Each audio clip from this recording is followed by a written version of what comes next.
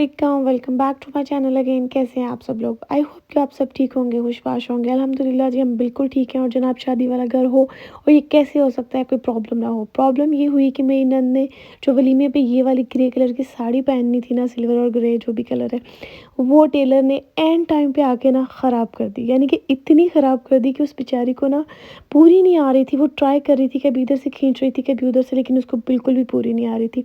अब मेहंदी का ये दिन है, हम लोग जस्ट बाज़ार गए हैं ब्राइडल का ना, ये गोल्ड उठाना था। बस ये गोल्ड लेने के लिए हम लोग गए, लेकिन उसकी साड़ी का जो प्रॉब्लम पैदा हो गया ना, उसको साड़ी को साथ उठाया, उसको लेके गए, उसकी कोई मैक्सी बनवाएंगे अब। यानी कि वलीमे के दिन पहननी है उसने बेचारी ने, अब तो उसका कुछ ना कुछ तो करेंगे।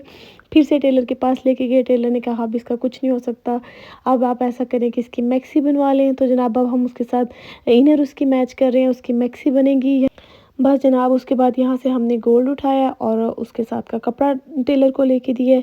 और घर से कॉल्स आ रही हैं बार बार के फटाफट पहुँचो, मेहमान सारे पहुँच गए और आप लोग अभी तक बाज़ारों में घूम रहे हो। लेकिन आज हमने ज़्यादा टाइम नहीं लिया क्योंकि हमें पता था कि आज वाकई ना टाइम बिल्कुल भी नहीं है। बस घर पहुँचे और घर पहुँचते ही सब ने मेहंदी वगैरह लगाना स्टार्ट कर दी।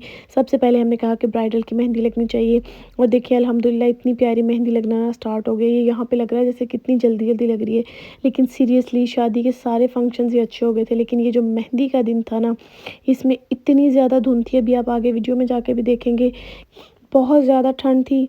और बस जनाब सर्दी होए, गर्मी होए, अच्छा मौसम होए, बुरा मौसम होए, इस तरह के जो कोई फंक्शन वगैरह आंदे ना, तो बस लेडीज़ का दिल करता है अपने सारे चाव पूरे कर लिए। सीरियसली इवन के शादी के बाद भी मैंने बहुत सी शादियां अटेंड की है, लेकिन फिर भी घर की शादी थी तो मेरा खुद दिल कर रहा था मैं सारे अरमान पूरे करूं और बस सारी ही चीज़ें ना आज ही कर लूँ, सारे कपड़े सारे कलर इसी शादी पे बनवा लूँ। और इसी तरह हमारी ब्राइडल यहाँ पे कांप रही थी, लेकिन फिर भी उसने अपनी मर्ज़ी का जो है ना डिज़ाइन चूज़ किया था, और उसका ये था कि मेरा सारा ना बिल्कुल सेम टू सेम डिज़ाइन बने। और अल्हम्दुलिल्लाह मेहंदी लगाने वाले का इसने इतना अच्छा डिज़ाइन बना दिया कि सारे बाकी जो थे ना, हम लोग वेटिंग में खड़े हुए थे कि कब हमारी बारी आएगी और कब हमारी बारी आएगी। अब ब्राइडल की मेहंदी पूरी होगी तो हमारी बारी आएगी।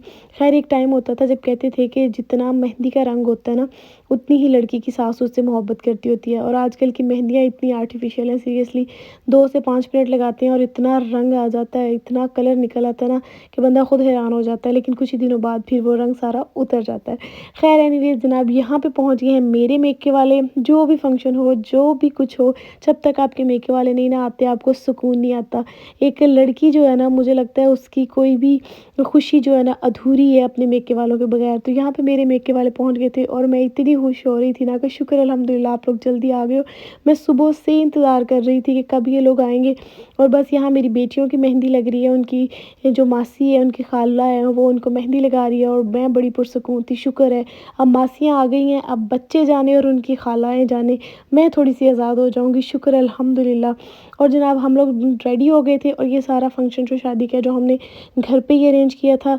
बाहर से बहुत ज़्यादा गैदरिंग नहीं थी, घर के लोग ही थे, तो घर के गैराज में ही सारा इंतज़ाम किया था। लेकिन यहाँ पे जैसा कि मैंने आपको पहले बताया कि इतनी इंतहा की धुंध पड़ गई थी कि बस यहाँ पे छोटी मोटी जो रस्में करनी थी वही रस्में की गई। उसके बाद हम लोग सारे जो थे ना टीवी हॉल में अंदर आ गए थे, क्योंकि बाहर बहुत ठंड थी, इतनी कमाल की धुंध थी ना। और बस यहाँ पे करते कराते देसी फैमिलीज़ आपको पता है लेट हो जाती हैं। ये कैसे हो सकता है कि जल्दी से रेडी हो जाएं, बस किसी का कुछ रह गया, किसी का कुछ रह गया। और हम लोग तभी बाहर आए थे जब हमें लास्ट वार्निंग मिल गई थी कि अब बाहर आ जाओ, वरना फोटोग्राफर चला जाएगा, वरना ढोल वाला चला जाएगा और सारी लाइटें बंद कर दी जाएंगी। और ये धमकी इतनी, मतलब क्या कहते हैं, तेज़ किस्म की धमकी होती है ना, जो ज़ोर से ठा करके आके लग जाती है। और बस हम लोग फटाफट से बाहर निकले और बाहर वाकई मेहंदी आ चुकी थी।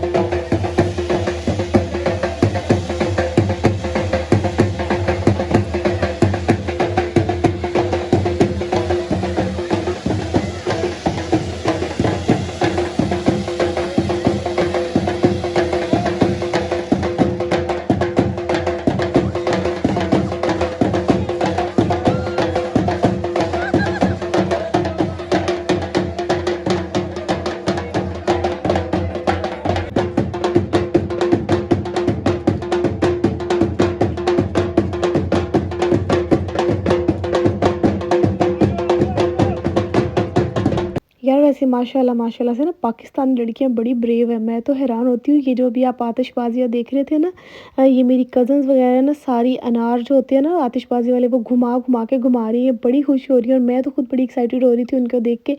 और मेरी बड़ी बेटी ने भी कहना शुरू कर दिया कि मामा मैंने भी घुमाना। मैंने कहा ना बेटा, अल्लाह का वास्ता तुम ना ये काम शुरू कर देना, ये ना हो तुम्हारे कहीं कपड़ों पे लग जाए या जल जाए तो ये नया यहाँ पे काम शुरू हो जाए, वो कहते हैं ना रंग में भंग हो जाए, तो तुम रहने दो। खैर वो मान तो गई, लेकिन ये अनार चलाने के नुकसानात क्या हुए, ये हमें शादी से 3-4 दिन बाद जाके जब हमने अपने कपड़े वगैरह रखने शुरू किए, पैकिंग स्टार्ट की, तो पता चला हर किसी का ना कोई ना कोई हिस्सा ड्रेस का जला हुआ है, किसी का बाजू जले हुए हैं, किसी का गरारा जला हुआ है। यानी कि जब जैसे-जैसे वो अनार घुमाया जा रहा था ना आतिशबाज़ी वाला, तो जैसे-जैसे जहाँ-जहाँ वो लग रहा था वहाँ से इतना-इतना सुराख हो रहा था। मेरी बेटी के तो गरारे पे, शरारे पे 2-3 जगह पे था, और मैं फिर उसको बाज़ार लेके गई, मैंने जाके उसको वहाँ से सेट करवाया और फिर हम लोगों ने उसको रीयूज़ किया। यानी कि इतना कोई जोश होता है ना उस टाइम पे, समझ ही नहीं आ रही होती कि क्या होता है।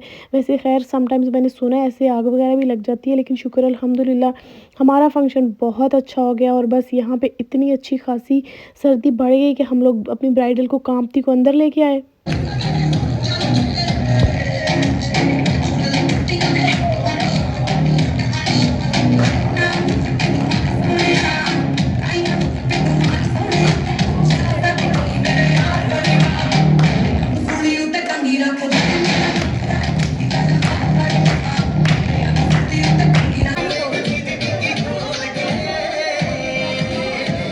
मैं एक दफ़ा यहाँ पे फिर बता रही हूँ कि यहाँ पे हमारे घर में इस टाइम कोई भी जो मेल हज़रात थे ना, कोई भी नहीं था, जस्ट हम लोग गर्ल्स ही रह गई थी।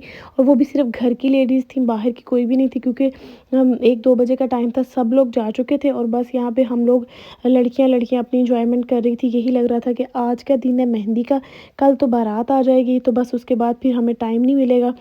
तो बस हमें चाहिए कि बस आज जितना एन्जॉय कर सकते हैं, जितने डांस प्रैक्टिसेस हमने कर के रखी हुई है ना रेडी करके, वो सारी बस ना कर लें। तो बस यही हो रहा था, यही मज़े के दिन थे। और कल से फिर वो बारात जब चली जाती है, आपको पता है, फिर एक अजीब-सी उदासी हो जाती है जब दुल्हन चली जाती है, घर खाली-खाली सा हो जाता है। और मेहमान वगैरह भी अपनी पैकिंग शुरू करने लग जाते हैं कि अच्छा अब शादी ख़त्म होने वाली है। कुछ लोग वलीमा अटेंड करते हैं, कुछ नहीं करते। तो बस यहाँ पे वही मज़े चल रहे थे, और इन मज़ों को अब देख-देख के मेरे दिल को फिर से कुछ हो रहा है।